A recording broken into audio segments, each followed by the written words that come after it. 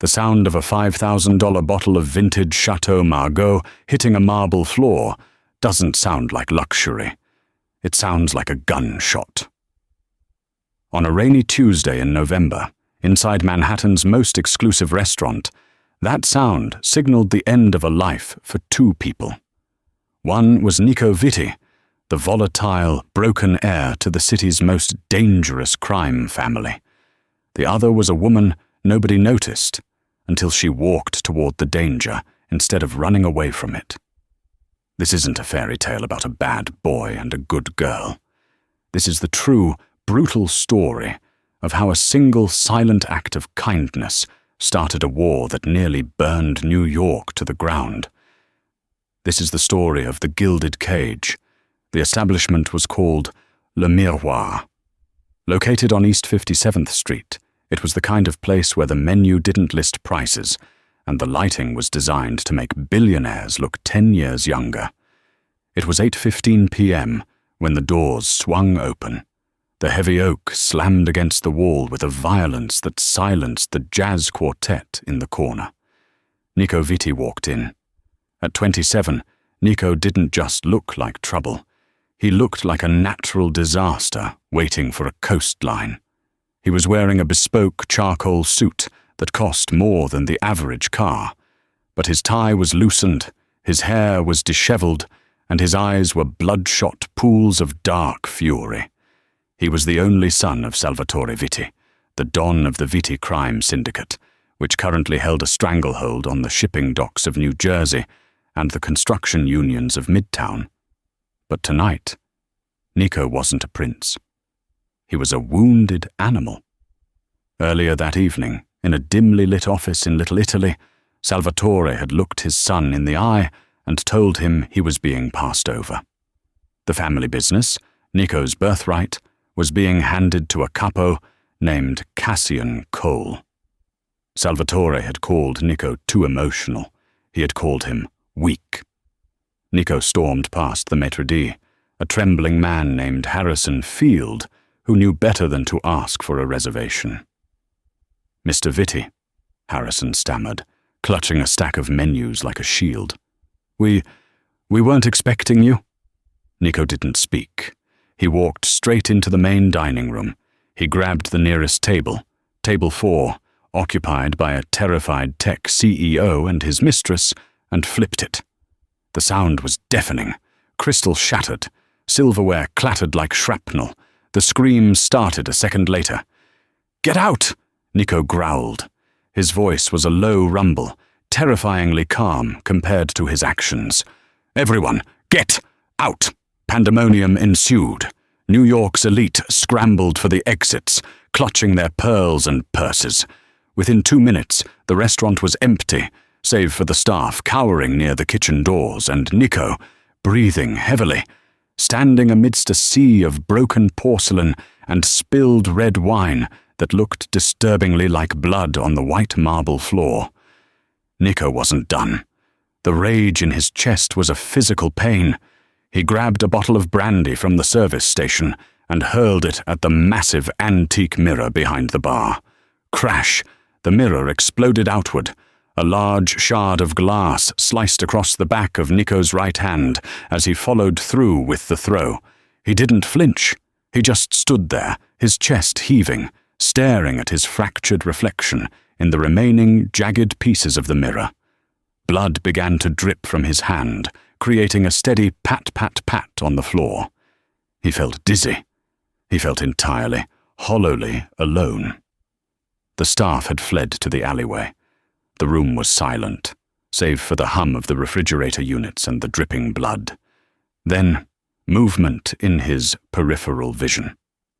Nico spun around, his good hand reaching for the gun tucked in his waistband.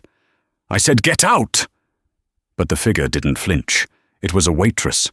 She couldn't have been more than 24. She was small, with dark hair pulled back in a severe, messy bun, and a uniform that was slightly too big for her. Her name tag, crooked, read Tessa. She wasn't running. She wasn't crying. She was walking toward him. "Are you deaf?" Nico snapped. though the venom was leaking out of his voice, replaced by confusion. Tessa Calloway didn't speak. She held a clean white linen napkin in one hand and a glass of ice water in the other. She walked through the debris, her cheap black work shoes crunching on the glass that cost more than her rent. She stopped 2 feet in front of him. The heir to the Vitti Empire, a man who had killed before, loomed over her. Tessa set the water down on the only table still standing. Then she reached out. Nico flinched. He expected a slap, or maybe she was reaching for a weapon. Instead, her cool, rough fingers gently took his bleeding right hand. The contact sent a shockwave through him. Nobody touched Nico Vitti unless they wanted something or wanted to hurt him. This touch was different. It was clinical, yet tender. She inspected the gash. It was deep. Without a word, she began to wrap the linen napkin around his hand, pulling it tight enough to stem the flow of blood, but loose enough to not cause more pain. "I ruined your workplace," Nico whispered, his adrenaline crashing, leaving him exhausted. "Why are you helping me?" Tessa finished the knot. She looked up, and for the first time their eyes locked. Her eyes were a startling shade of grey, tired but intelligent. "Because you're bleeding," she said softly. Her voice was raspy, like she hadn't used it in days. "And because you look like you're in more pain than just the hand." She didn't wait for a response.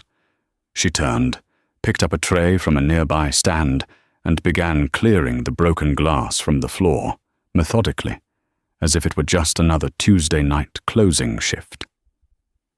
Nico stood there, the white napkin turning red, watching her.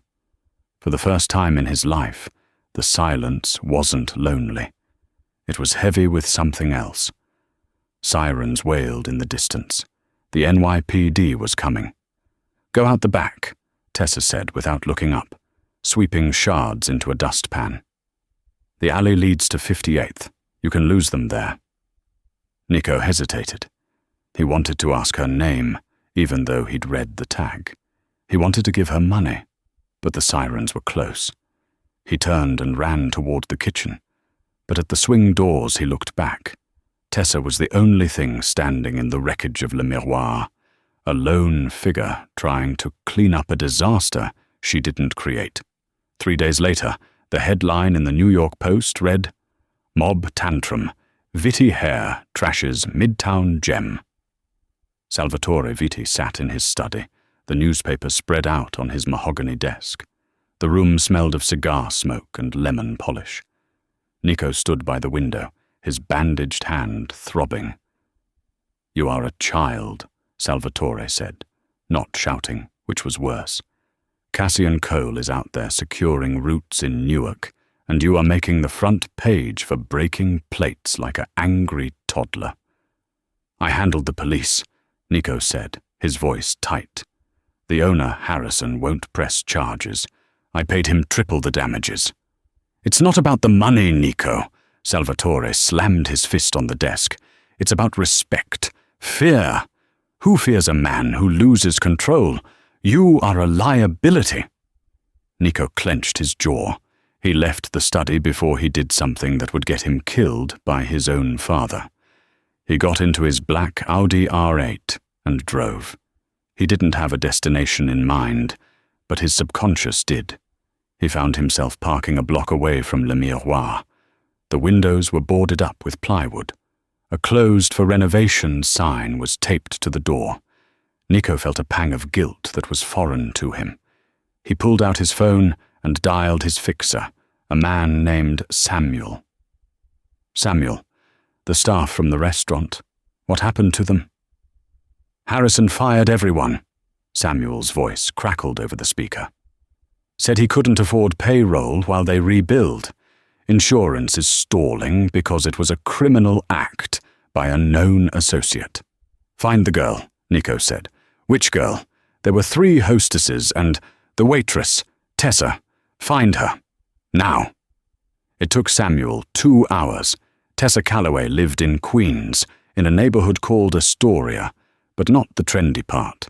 She lived in a walk-up on a street lined with auto body shops and flickering streetlights. It was raining again when Nico climbed the 4 flights of stairs.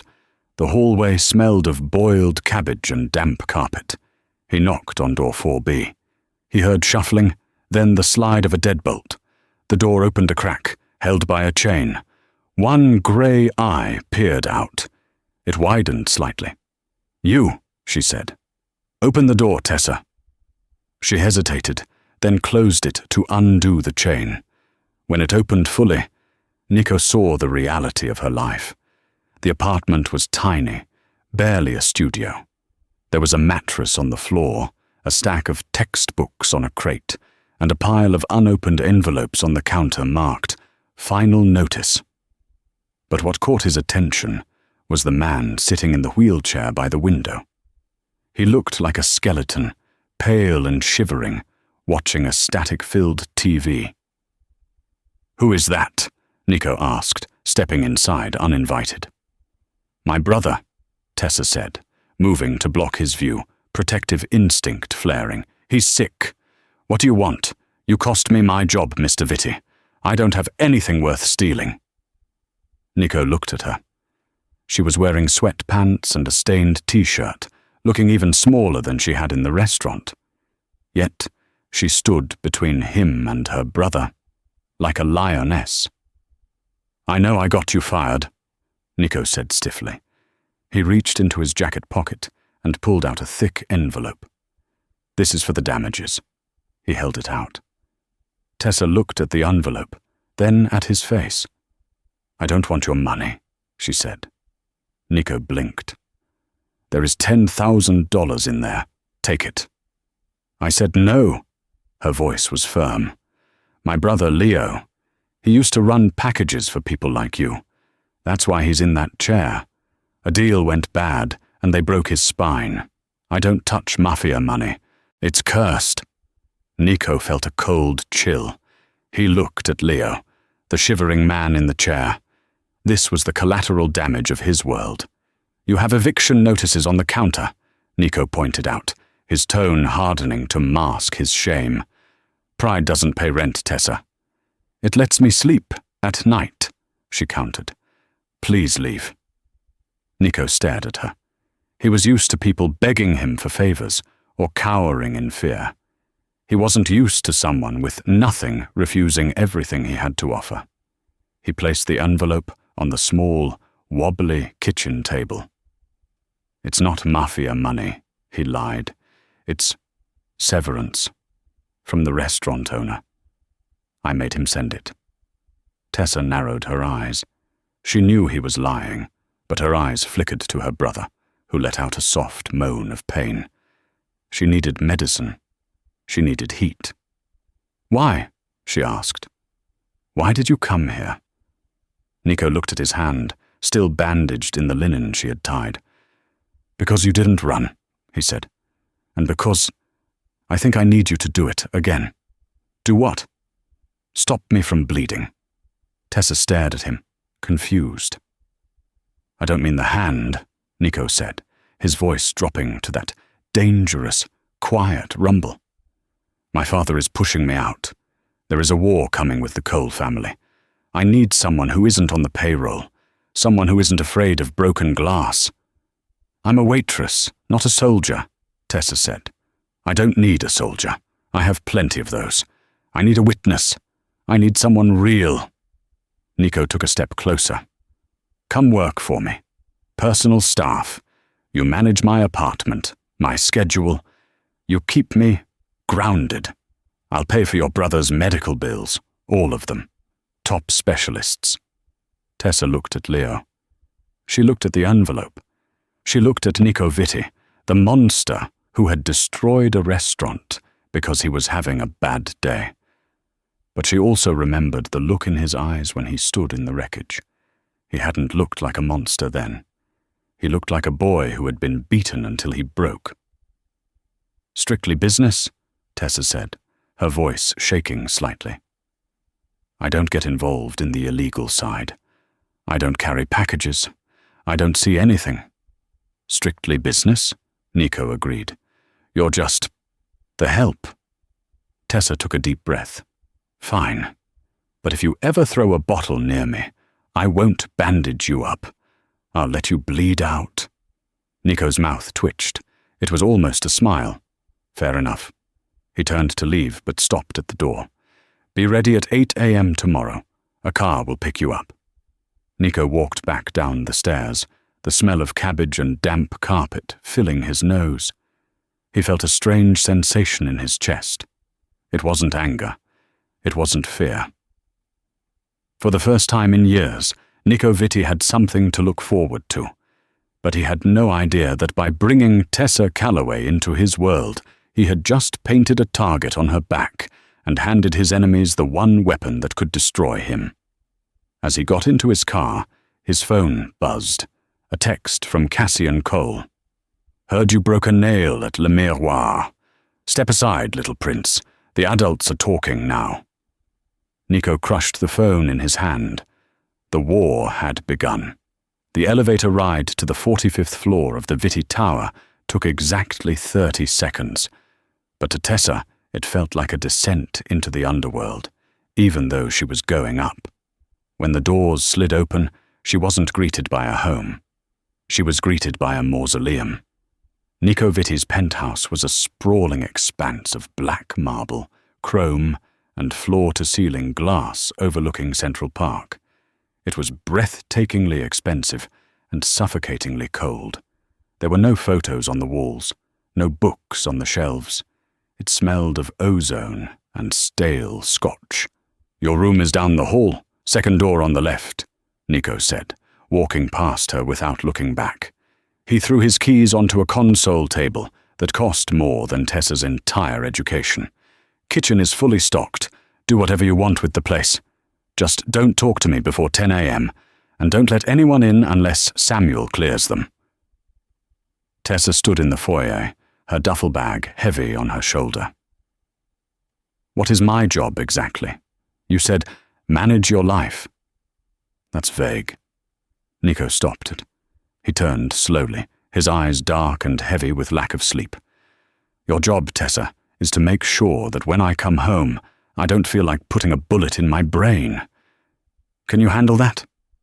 It was a raw, brutal admission. Tessa tightened her grip on her bag. I'll start by opening the curtains. It looks like a vampire lives here. Nico snorted, a short, sharp sound that might have been a laugh. Maybe one does. For the next 2 weeks, a strange rhythm developed. Tessa was a ghost in the machine of Nico's life. She didn't just clean, she exorcised the apartment. She threw out the empty bottles that cluttered the study. She organized the chaotic piles of cash and legal documents scattered on the dining table. She bought plants, peace lilies and ferns, and placed them in the sunlight, forcing life into the sterile space. She also learned about Nico Vitti. She learned he barely slept. She heard him pacing the floors at 3 a.m., the heavy thud of his boots echoing like a heartbeat. She learned he had nightmares. Sometimes she heard him shout a name, Matteo. But she didn't know who that was. She also learned he was being hunted. It happened on a Tuesday. Tessa was in the kitchen, chopping vegetables for a stew. She refused to let him order takeout for the 10th night in a row, when the intercom buzzed. Mr. Vitti, Mr. Cole is on his way up, the concierge said, sounding terrified. Nico was in the shower. Tessa froze. Cassian Cole, the man Nico had mentioned, the rival. The elevator doors opened before she could warn him. Cassian Cole walked in like he owned the building.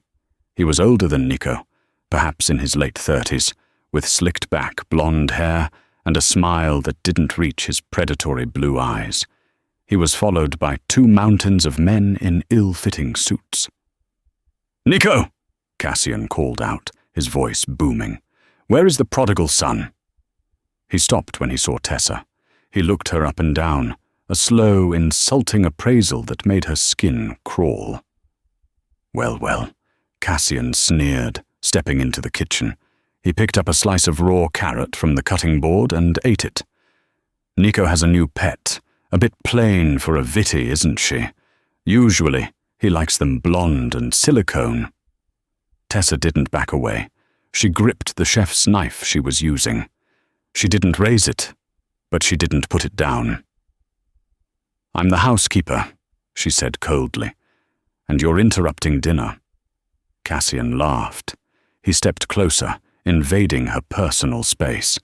He smelled of expensive cologne and gunpowder. "You got a tongue on you. I like that. Tell me, sweetheart, does he pay you well? Or does he pay you in other ways?" He reached out to touch a loose strand of hair by her face. Click. The sound was distinct. It came from the hallway. Cassian froze. His hand hovered inches from Tessa's face. Nico stood in the doorway, a towel wrapped around his waist, water dripping from his chest. In his hand was a Sig Sauer P226, leveled directly at Cassian's forehead. "Touch her," Nico whispered, his voice dangerously soft.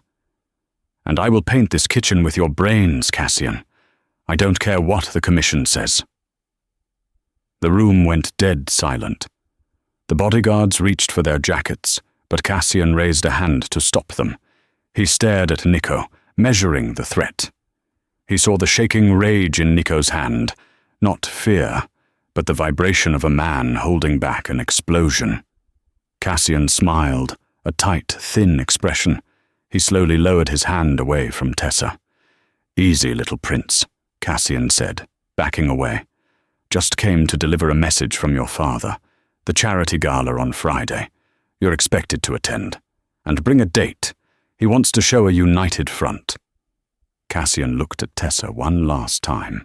His eyes narrowed, as if trying to place a memory. "See you there. Make sure the help cleans up after you." He turned and left, his men trailing behind him. As soon as the elevator doors closed, Nico sagged. He lowered the gun and leaned against the wall, closing his eyes. "Are you okay?" he asked, without opening his eyes. Tessa put the knife down. Her hands were trembling now. "I'm fine." "He won't come back here," Nico promised. "I'll double the security." "Who is Matteo?" Tessa asked.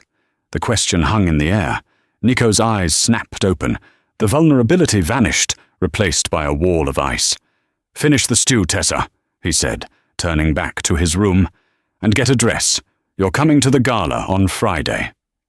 "I'm the housekeeper," she argued. "Not on Friday," Nico said, shutting his bedroom door. "On Friday, you're my shield." The Vitty Foundation Gala was held at the Pierre Hotel. It was an event where the city's politicians, judges, and celebrities mingled with the criminals who bribed them, all under the guise of raising money for inner-city youth programs.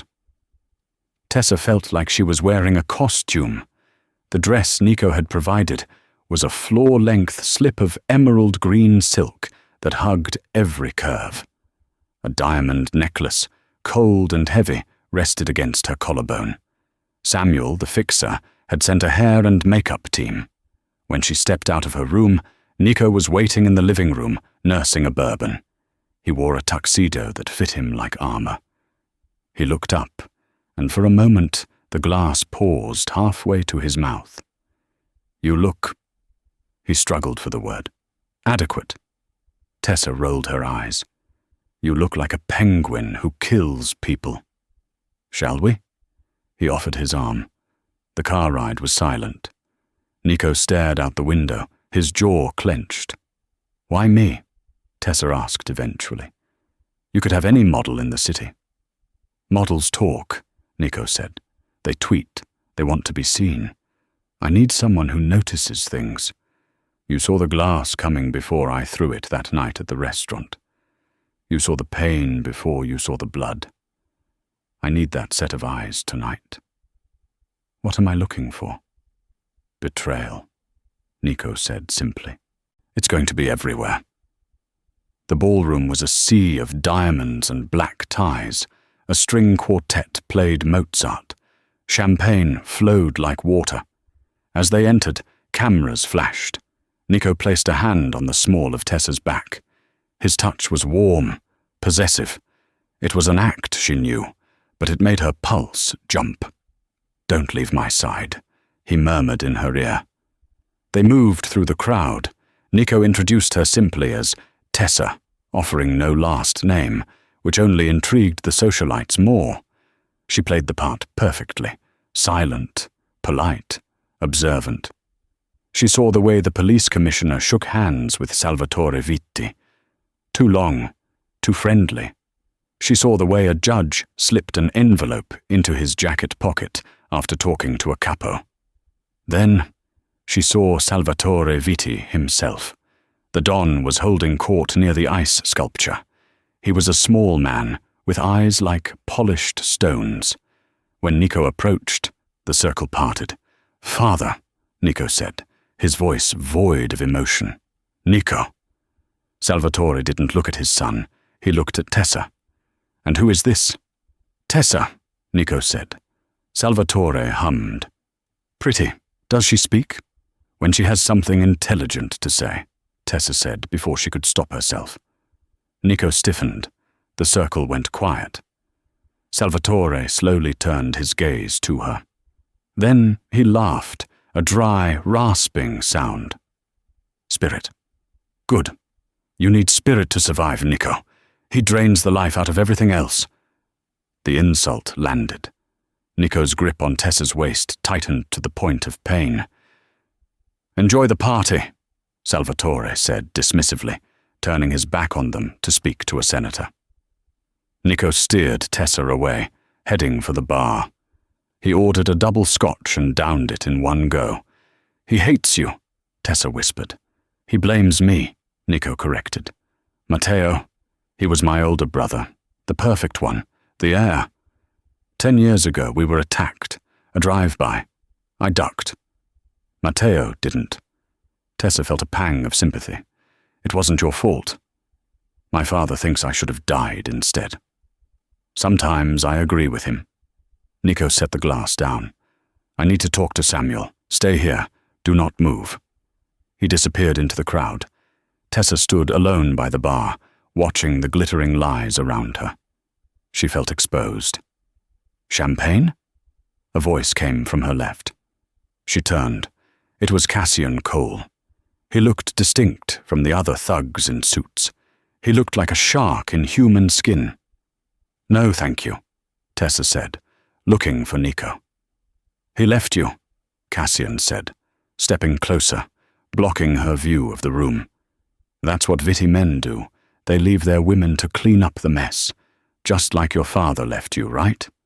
Tessa froze. "Excuse me?" Cassian swirled his wine. "I did a little digging after our meeting in the kitchen. Tessa Calloway, sister of Leo Calloway, formerly of the 112th Street crew." Tessa's heart hammered against her ribs. "Leave my brother out of this." "Leo was a good runner," Cassian mused.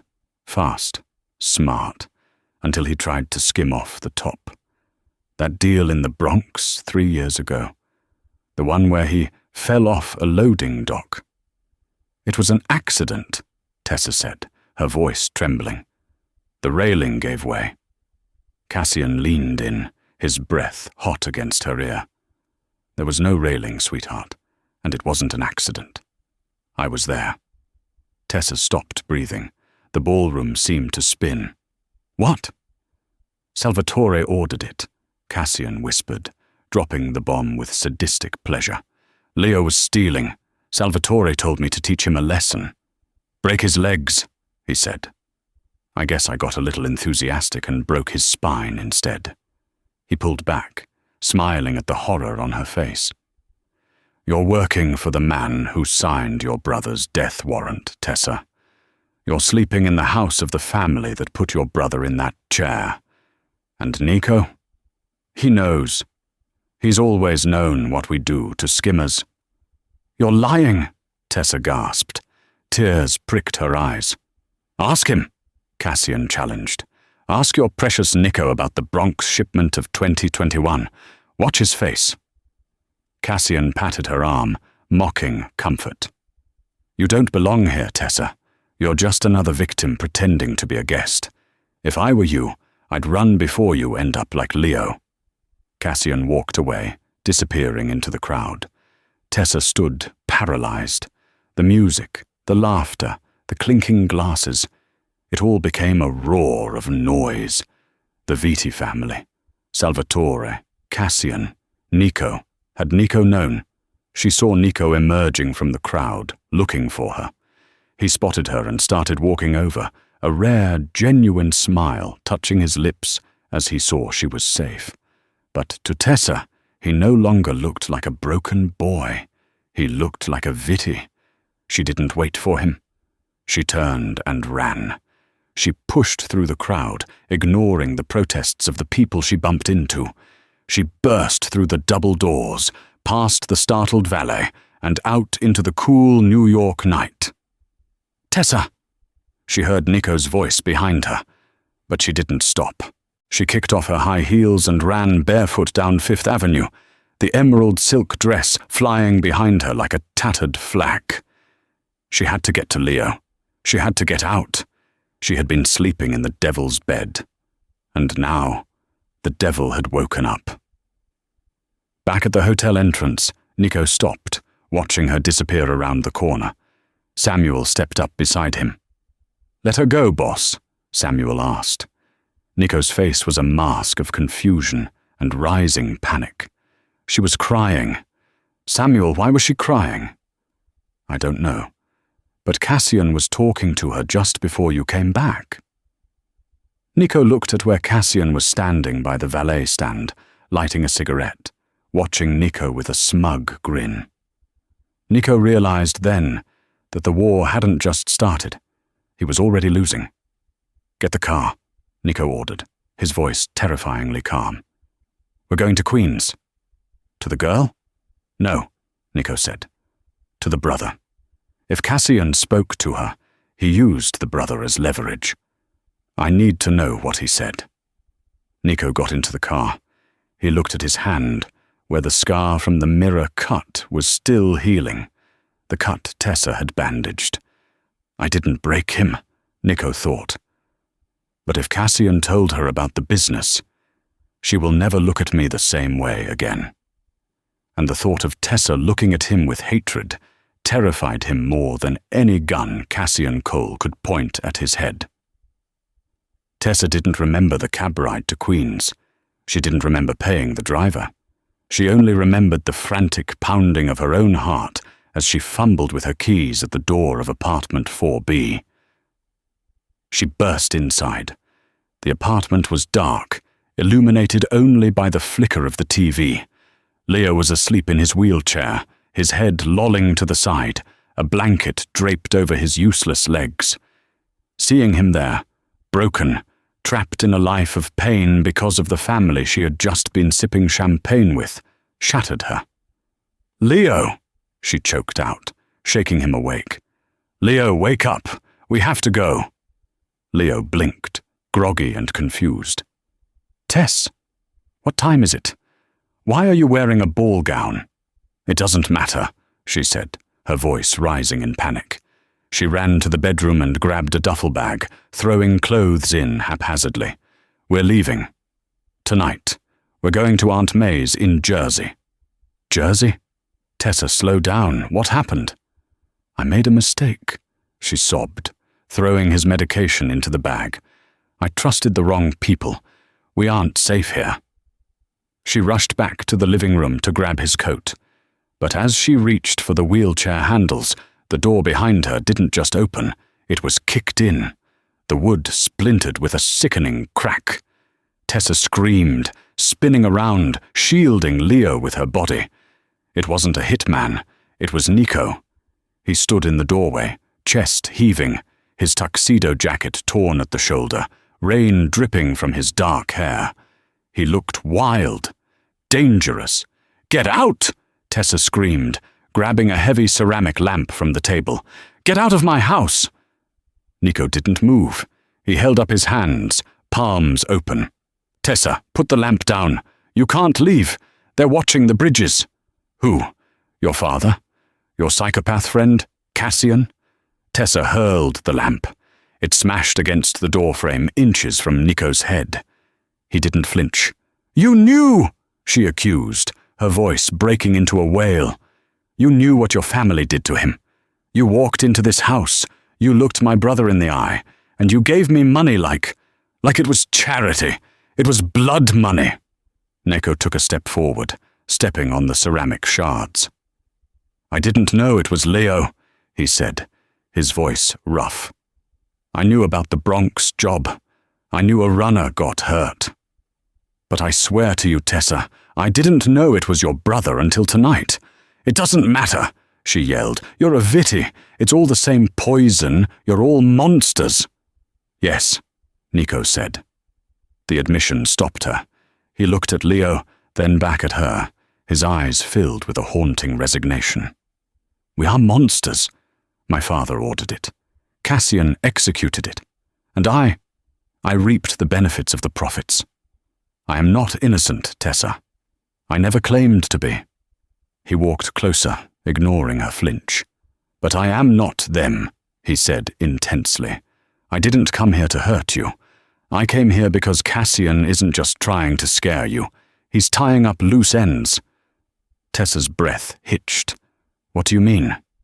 "Cassian wants the throne," Nico said rapidly. "To get it, he needs to prove I'm weak, that I'm compromised. You are the weakness, Tessa. As long as you and Leo are alive, you're a liability to the family. Cassian told you the truth tonight, not to warn you, but to make you run, so his men could pick you up outside the city limits without witnesses." Tessa looked at Leo, who was pale and trembling, finally understanding the gravity of the situation. "So what do we do?" Leo asked, his voice small. "We go," Nico said, "but not to Jersey. You come with me." "I'm not going anywhere with you," Tessa spat. Nico grabbed her shoulders. His grip was firm, but not painful. He forced her to look at him. "Tessa, listen to me. I don't care if you hate me. You can hate me for the rest of your life. But I will not let you die because I was careless enough to bring you into my world. Please, let me save you." Tessa searched his face. She saw the fear there.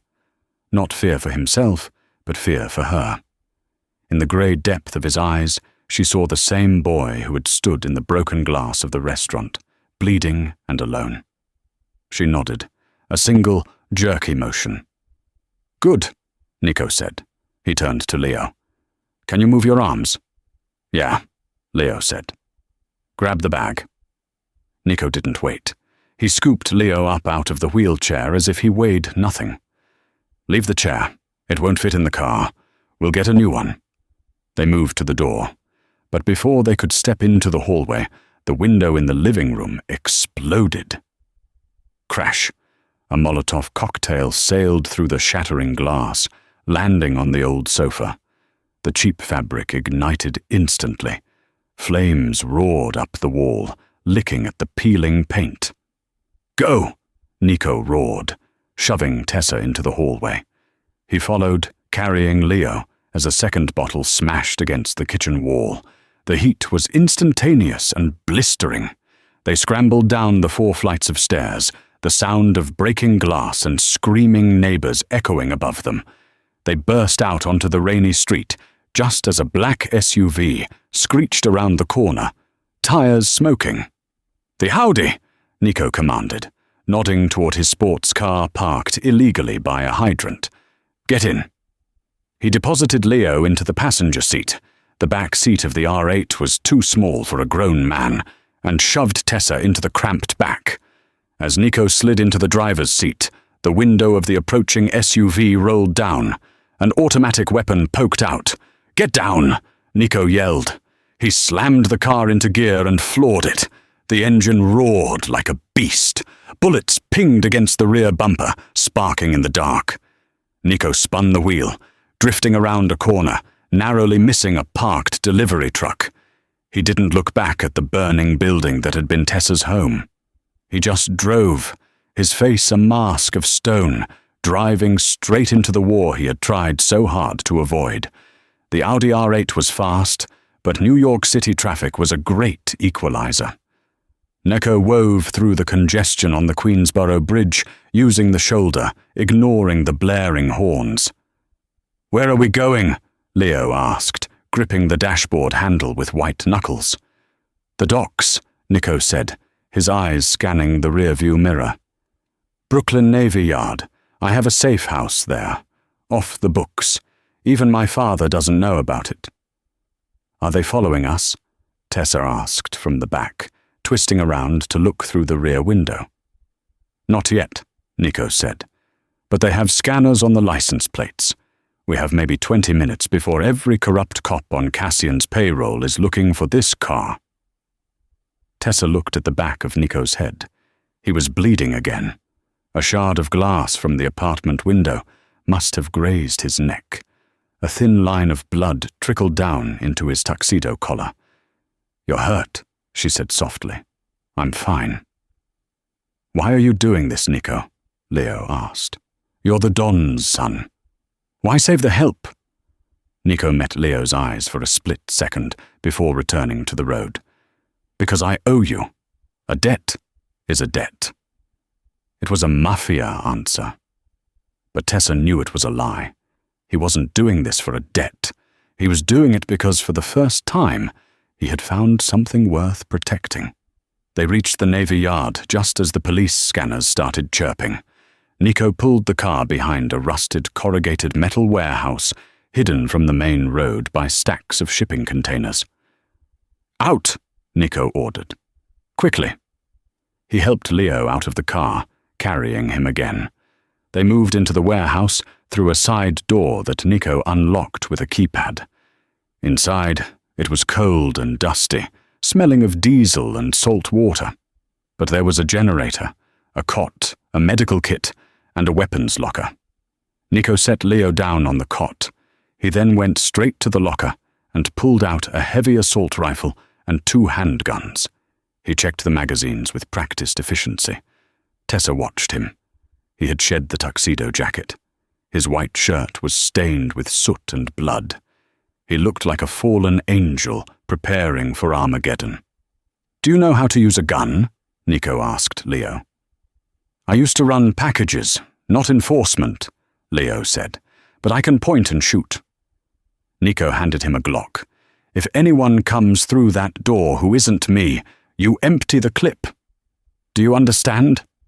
Leo nodded, taking the gun with trembling hands. Neko turned to Tessa. "Stay here. Stay down." "Where are you going?" She grabbed his arm. "To finish this," Neko said. "Cassian won't stop hunting us. If we stay here, we die. I have to go to him." "That's suicide," Tessa cried. "He has an army." "He has mercenaries," Neko corrected. "Mercenaries fight for money. I'm going to fight for something else." He pulled his phone out.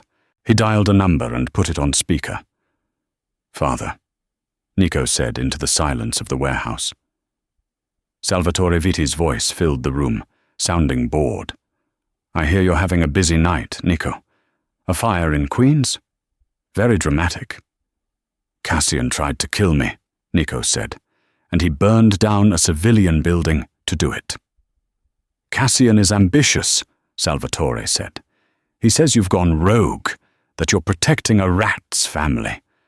"I'm protecting my people," Neko snarled. "Something you forgot how to do a long time ago." There was a pause. "You have until dawn, Neko. If Cassian kills you, he takes the family. If you kill him, well, maybe I was wrong about you being weak." The line went dead. Tessa stared at the phone. "He's letting you kill each other? He's your father." "He's a businessman," Neko said, holstering his weapons. "He's hedging his bets." He turned to leave, but Tessa stepped in front of him. She reached up and touched the cut on his neck, her thumb brushing against his pulse. It was hammering. "Come back," she whispered. It was a plea and a forgiveness. Neko closed his eyes for a moment, leaning into her touch. "I promise." He kissed her forehead, a brief, burning contact. And then he was gone, slipping out into the night. Nico didn't go to Cassian's headquarters. He knew Cassian wouldn't be there. Cassian would be at the place where he felt most powerful. Le Miroir. The restaurant had been repaired since Nico's outburst, prepared for a grand reopening the next day. It was symbolic. Cassian wanted to take the thing Nico had broken and claim it as his own. Nico parked the Audi a block away. He walked through the rain, the assault rifle hidden under a long trench coat he'd grabbed from the safe house. The front doors were locked, but the lights were on inside. Nico went to the alley, the same alley Tessa had told him to use to escape weeks ago. He kicked open the service door. The kitchen was empty. He moved silently through the stainless steel maze, the smell of sanitizer stinging his nose. He pushed open the swing doors to the dining room. Cassian was there. He was sitting at table 4, the table Nico had flipped. He was eating a steak, alone. 4 armed men stood in the shadows of the room. "I knew you'd come," Cassian said, not looking up from his meal. "You're predictable, Nico. Emotional." Nico stepped into the light. He didn't raise his rifle yet. "You burned down an apartment building, Cassian. There were families in there." "Collateral damage," Cassian shrugged, like the girl's brother. "It's the cost of doing business." "No," Nico said, his voice echoing in the empty, luxurious room. "It's the cost of being a butcher without a conscience." "And you have a conscience now?" Cassian laughed, wiping his mouth with a napkin. "Because you're sleeping with the waitress? Don't make me laugh. You're a vitty. You're rot, just like the rest of us." "I was," Nico admitted. "But she fixed me." Cassian's eyes narrowed. He signaled to his men. "Kill him!" The men raised their weapons. Nico didn't dodge. He didn't run. He did the one thing Cassian didn't expect. He shot the chandelier. Nico raised the rifle and fired a burst into the chain holding the massive 2-ton crystal fixture above the center of the room. Crack! The chain snapped. The chandelier fell with the force of a bomb. It crashed into the floor between Nico and the gunman, exploding into a cloud of crystal shrapnel and dust. In the chaos, Nico moved. He dove behind the marble bar as bullets chewed up the wood where he had been standing. He popped up, firing 2 controlled shots. The gunman on the left went down. He rolled to the right, using the reflection in the new mirror, the replacement for the one he had broken, to spot the second man. He spun and fired. The second man fell. "Coward!" Cassian screamed, flipping his table for cover. He pulled a gold-plated Desert Eagle and started firing blindly at the bar. Nico waited. He counted the shots. 1, 2, 3, 7. Click. Cassian was empty. Nico vaulted over the bar. The remaining 2 bodyguards hesitated, seeing the rage on his face. "Leave!" Nico roared, "or die for a dead man." The bodyguards looked at Cassian, then at Nico's rifle. They dropped their guns and ran for the exit. It was just Nico and Cassian. Cassian fumbled to reload, but Nico was on him.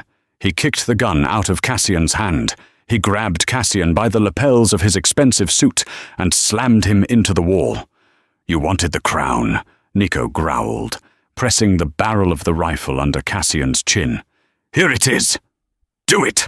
Cassian spat, blood on his teeth. "Kill me! Prove you're your father's son!" Nico's finger tightened on the trigger. He wanted to. Every instinct in his blood screamed for it. But then he remembered the apartment in Queens. He remembered Tessa standing between him and her brother. He remembered the feeling of the linen napkin on his hand. If I kill him, I become the monster she thinks I am. Nico pulled the rifle away. Cassian blinked, confused. "You're weak." "No," Nico said. "I'm done." He swung the butt of the rifle, smashing it into Cassian's temple. Cassian crumpled to the floor, unconscious, but alive. Nico stood over him, breathing hard. The silence returned to Le Miroir. His phone buzzed. It was Samuel. "The police are 2 minutes out, boss. And your father. He just had a heart attack. The stress of the night. He's in the ICU." Nico looked at the unconscious body of his rival. He looked at the ruin of the restaurant. "Let the police have Cassian," Nico said. "Give them the evidence on the Bronx shipment. Pin it all on him." "And you?" Samuel asked. "Where are you going? The family needs a Don." Nico walked toward the exit, stepping over the broken crystals that looked like diamonds in the dim light. "The family is dead, Samuel. Burn the files. I'm gone." He walked out into the rain. He had a car to catch. He had a promise to keep. 6 months later, the Atlantic Ocean didn't care about bloodlines. It didn't care about money, influence, or the sins of a father. It only cared about strength. On a grey, freezing morning, off the coast of Bar Harbor, Maine, Nico Vitti hauled a heavy crate of lobster traps onto the deck of the Sarah Jane. The salt spray stung his face, turning his skin raw and red. He wasn't wearing a bespoke Italian suit. He wore a thick, woolen sweater and oilskin trousers that smelled of diesel and brine.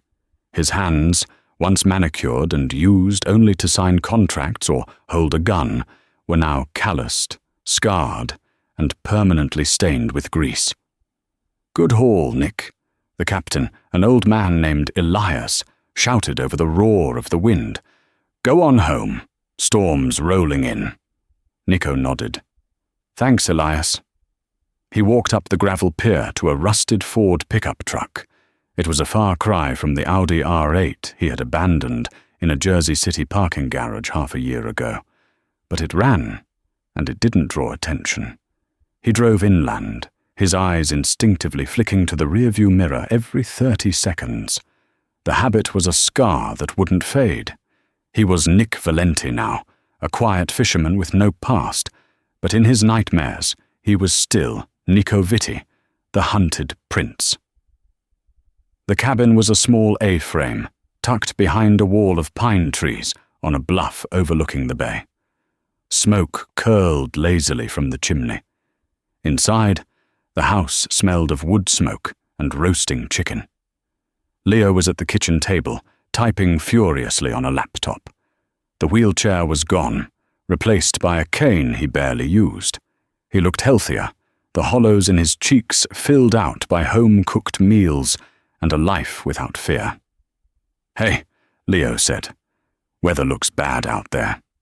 "It is," Nico replied, hanging up his coat. "Where is she?" "Garden. Trying to save the hydrangeas before the frost hits." Nico walked out the back door. Tessa was on her knees in the dirt, wrestling with a sheet of burlap. She looked up as the door creaked. Her grey eyes, once filled with terror, were clear and bright.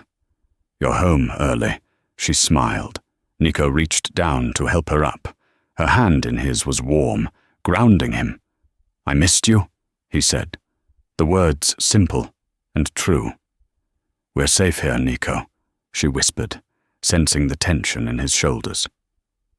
"Someone always knows," he murmured.